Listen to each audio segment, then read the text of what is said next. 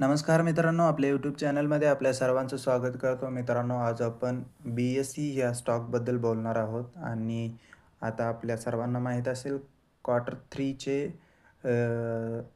Result quarter 2चे result start झालेले आहेत.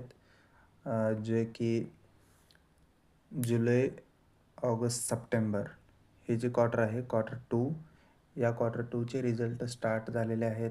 बऱ्याच कंपनीचे, बँकिंगचे, ज्या IT कंपन्या आहेत त्यांचे रिझल्ट काहींचे आलेले आहेत, काहींचे येणार आहेत. तर मित्रांनो, जो पण स्टॉक तुमच्या मध्ये असेल लाँग टर्म होल्डिंगसाठी, त्या स्टॉकचे तुम्ही रिझल्ट नोट डाउन करा. तुमची एक्स्पेक्टेशन काय आहे आणि ॲक्चुअलमध्ये काय रिझल्ट आले ते तुम्ही ॲनालाइज करा. कारण मित्रांनो, त्यातूनच तुम्हाला कॉन्फिडन्स भेटतो स्टॉक ॲव्हरेज करण्यासाठी.